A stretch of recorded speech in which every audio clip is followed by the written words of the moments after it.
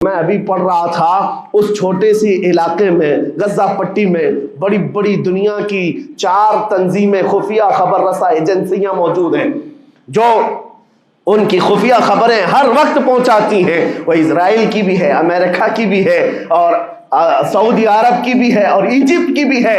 4 بڑے بڑی کنٹریز کی خفیہ ایجنسیاں کام کر رہی ہیں، اور سب کی سب خفیہ خبر رساں ایجنسیاں فیل ہو گئی، ناکام ہو گئی۔ اس کے باوجود اسرائیل کے درندوں کو یہ وحشتناک چیز دیکھنی پڑی۔ دنیا آج اس میں حیرت میں ہے کہ ایسا کیسے ہو گیا، ایسا کیسے فیل ہو گیا، یہ سسٹم کیسے کام نہیں کر سکا، ہمیں پہلے سے اطلاع کیسے نہیں ملی۔ میں قرآن پڑھ کر کے بتاتا ہوں، میرا رب فرماتا ہے وَمَكَرُوا وَمَكَرَ اللَّهُ وَاللَّهُ خَيْرُ الْمَاكِرِينَ۔ کافر منصوبہ بناتے ہیں اور اللہ خفیہ تدبیر کرتا ہے، اور اللہ کی خفیہ تدبیر غالب آتی ہے۔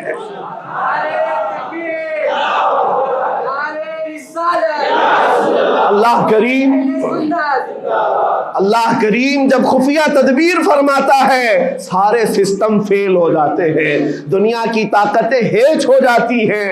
آپ کبھی یہ مت سمجھنا کہ دنیا کے پاس بہت بڑی طاقتیں ہیں، نہیں مسلمانوں، ایمان اس کا نام نہیں ہے۔ اقبال نے بہت پہلے کہا تھا اللہ کو پامرد یہ مومن پہ بھروسہ، ابلیس کو یورپ کی مشینوں کا سہارا۔ ان کے پاس یورپ کی مشینوں کا سہارا ہے، لیکن مسلمان کو اپنے رب کی طاقت پر بھروسہ ہے۔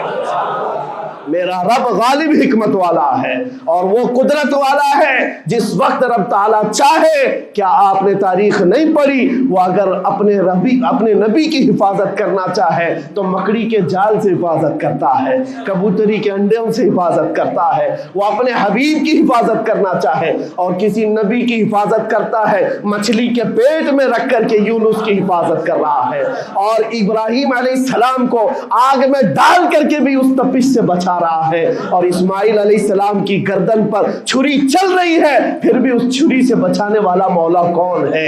اور سمندر میں اتر جانے کے بعد موسیٰ علیہ السلام کی بڑی فوج کو راستے دینے والا مولا کون ہے؟ آپ جانتے ہیں ابراہیم علیہ السلام کو آگ سے بچانے والا، یونس علیہ السلام کو مچھلی کے پیٹ میں زندہ رکھنے والا، موسیٰ علیہ السلام کو سمندروں میں راستہ دینے والا وہی خدا ہے جو اپنے حبیب کو کفار مکہ کے ہر ظلم سے بچانے والا، ان کے رات کے منصوبوں کو خاک میں ملانے والا، میرے حبیب کو ان کافروں کے سامنے سے ایسے گزارنے والا کہ وہ کافروں کی آنکھیں ہمیشہ کے لیے اندھی ہو کر رہ جائیں۔ وہ مولا کل بھی تھا، آج بھی ہے اور ہمیشہ رہے گا۔ وہ اللہ حی و قیوم ہے، اس کی ذات پر توکل رکھو، یقین رکھو۔ آج دنیا کے ان حالات کو دیکھ کر مسلمانوں کا ایمان اور مضبوط ہو جائے، اور مضبوط ہو جائے۔ آپ یہ سوچتے ہوں گے ہمیں کیا کرنا چاہیے، ہم یہاں بیٹھ کر کیا کریں؟ میں تو اس بات کو کہوں گا آپ واٹس ایپ جہاد میں مصروف نہ رہیں، ادھر کی ادھر چیزیں شیئر کرتے ہوئے گھر میں بیٹھ کر کے رات بھر اپنی مرغن غذاؤں میں اور بستروں پر سوتے رہے نہیں۔ اگر تمہارا دل روتا ہے کسی ایک بچے کی آہ پر تم پہنچ تو نہیں سکتے، لیکن کسی غریب کی ایک درد پر تمہارا دل روتا ہے، اللہ کی بارگاہ میں وہ بھی لکھا جاتا ہے، وہ بھی لکھا جاتا ہے، اور تم کو ان کے شریکوں میں شمار کیا جاتا ہے۔ تم اگر رقت کے ساتھ بیٹھ کر کے دعا کرتے ہو، سوچو آج آپ اپنے گھر میں ہیں، تمہارا بیٹا نکلا، جوان بیٹا نکلا، اس کی خبر آئی کہ اچانک اس کی لاش کہیں تڑپتی ہوئی نظر آئی، جیسے خبر سنو گے تمہارا کھانا پینا حرام ہو جاتا ہے، تمہارے گھر بار کا چین و سکون غارت ہو جاتا ہے۔ کیا ہوتا ہے جب اپنا ایک جوان بیٹا کہیں کسی حادثے میں انتقال ہونے کی خبر بھی آ جائے، بے چینی اور گھر میں کوہرام مچ جاتا ہے۔ یہ چیز کیوں ہوتی ہے؟ کیونکہ تمہارا تعلق ہے، جسمانی بھی روحانی بھی تعلق ہے اپنے بیٹے سے۔ اور میرے آقا نے فرمایا مثل المؤمن کمثل جسد اذا اشتكى عضو تداعى له سائر الجسد بالسهر والحمى۔ میرے آقا فرماتے ہیں پورے مومن جتنے بھی دنیا میں ہیں، سارے مومنین ایک جسم کی طرح، میرے آقا فرماتے ہیں ایک جسم کی طرح ہیں، اگر ایک عضو کو تکلیف ہو تو پورے جسم میں بخار آ جاتا ہے، ایک عضو کو تکلیف ہو تو پورے جسم میں بخار آتا ہے۔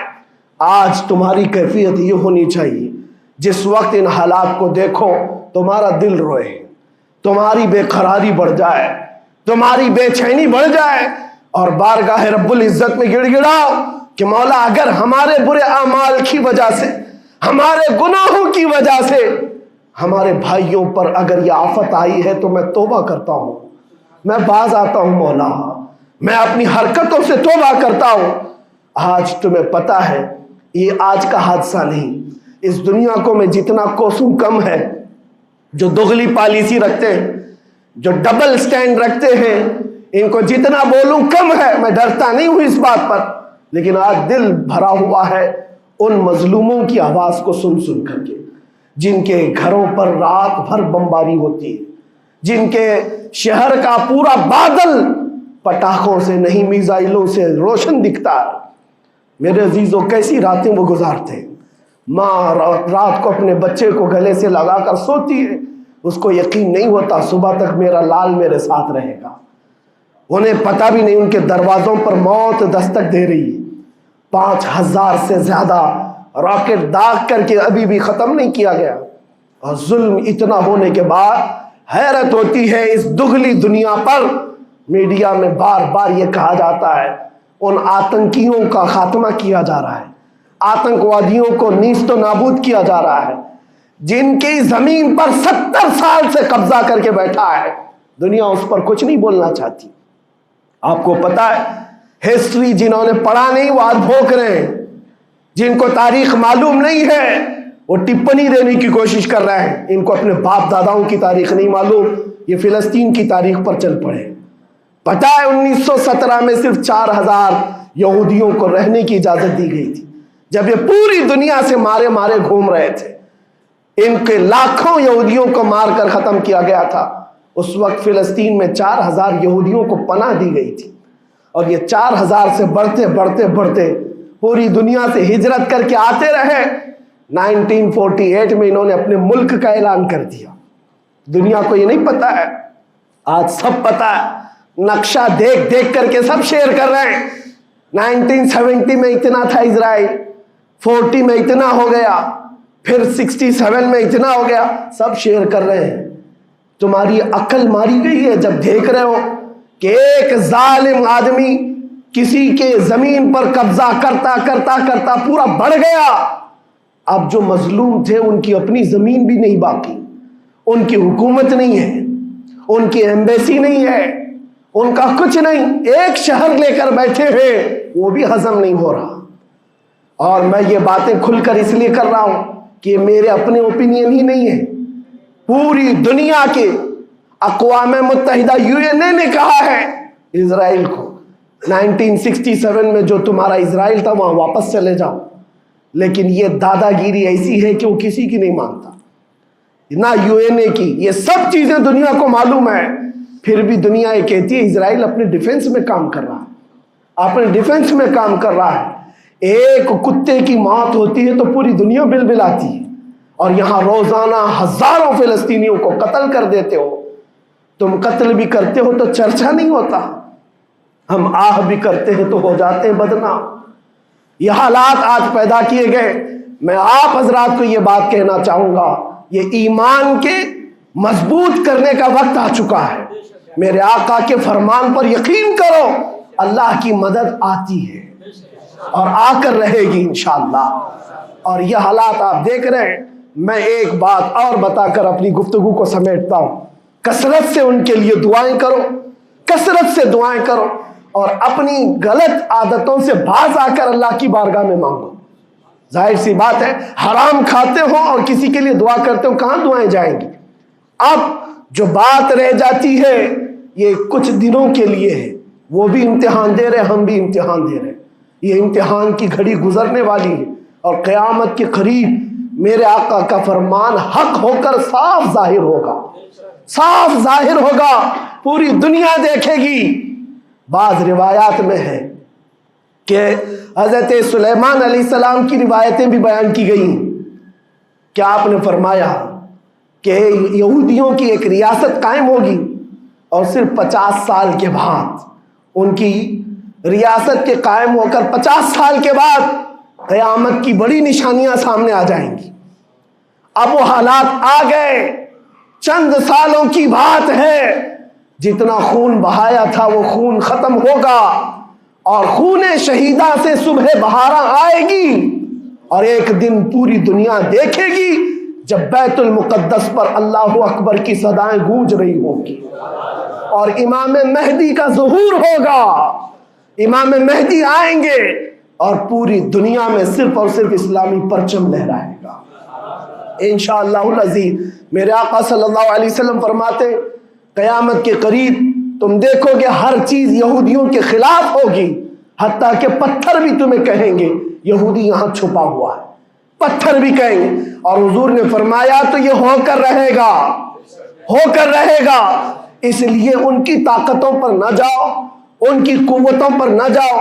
آج جب ایک چھوٹی سی جماعت نے تمہارے ڈیفنس سسٹم کو للکار کر رکھ دیا ہے، وہ وقت بھی آئے گا جب خدائے جلال و جبروت والے مالک خدا کو، اللہ کریم کو جب یہ دکھانا ہوگا کہ اللہ تعالیٰ ایمان والوں کی کیسی مدد کرتا ہے، تو وہ دن بھی دیکھو گے جب کیڑے مکوڑے اور حشرات کی طرح ظالم حکومتیں فنا ہو جائیں گی۔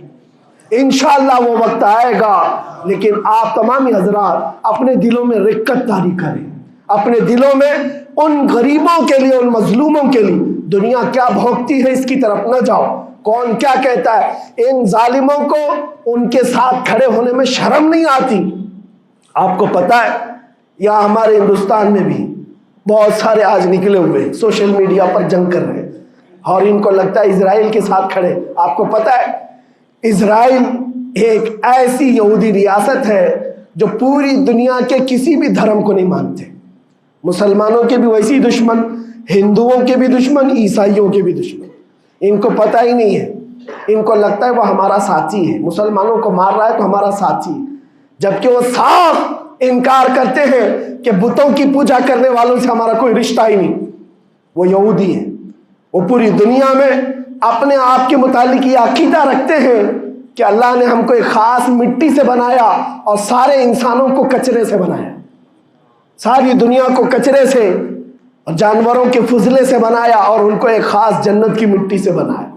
اور قرآن میں یہ ذکر موجود ہے، اللہ فرماتا ہے وقالت اليہود نحن ابناء اللہ واحباؤہ، اے محبوب یہ یہودی کہتے ہیں ہم اللہ کے بیٹے ہیں اور اللہ کے محبوب ہیں۔ رب فرماتا ہے اے محبوب ان سے کہہ دیں اگر تم اللہ کے بیٹے اور اللہ کے محبوب ہو تو مرنے کی تمنا کرو، کیونکہ اللہ سے مل جائے۔ لیکن اللہ فرماتا ہے وَلَن يَتَمَنَّوْهُ أَبَدًا، وہ موت کی ہرگز تمنا نہیں کرتے۔ یہودیوں کے ہاں جینے کی ہوس بہت ہے، اور قرآن کہتا ہے لَوْ يُعَمَّرُ أَلْفَ سَنَةٍ، اگر ان کو 1000 سال کی زندگی بھی دی جائے تب بھی وہ مرنا نہیں چاہتے، یہودی مرنا نہیں چاہتے۔ یہی تو بات ہے میرے عزیزوں، دنیا میں اور ہم میں فرق یہ ہے وہ کہتے تو ہیں ہم اللہ کے بیٹے اللہ کے محبوب، لیکن مرنا نہیں چاہتے۔ لیکن مسلمان کا بچہ جذبہ شہادت میں نظر آتا ہے، وہ ہمارے نزدیک موت کوئی حادثہ نہیں۔ ہمارے بزرگوں نے تو ہمیں یہ بتایا ہے کفن کندھے پر لے کر چلنا، موت آئے تو اوڑھ کر سو جانا، یہ نہ سوچنا کہ حادثہ ہوا ہے، بلکہ یہ سوچنا ادھر آنکھیں بند ہوئی ادھر زیارت مصطفیٰ ہو گئی، ادھر میرے رب سے ملاقات ہو گئی۔ مولا کریم کی بارگاہ میں دعا ہے جب تک زندہ رہے عزت اور ایمان کے ساتھ زندہ رکھے۔ مولا غریب فلسطینیوں پر تو رحم فرما، مظلوم فلسطینیوں کو آزاد فرما۔ اے کریم ارحم الراحمین، تو نے فرمایا جب بندہ مجھے مصیبت میں پکارتا ہے میں اس کی پکار کو سنتا ہوں۔ اے مولا آج فلسطینیوں سے زیادہ کون مظلوم ہے، ان سے زیادہ کون مصیبت میں ہے، اور تجھ سے زیادہ کون رحم کرنے والا ہے۔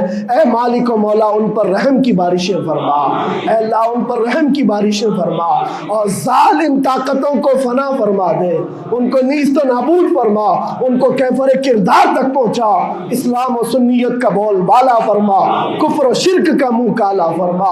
وصلی اللہ تعالی علی خیر خلقہ محمد وآلہ واصحابہ اجمعین برحمتک یا ارحم الراحمین۔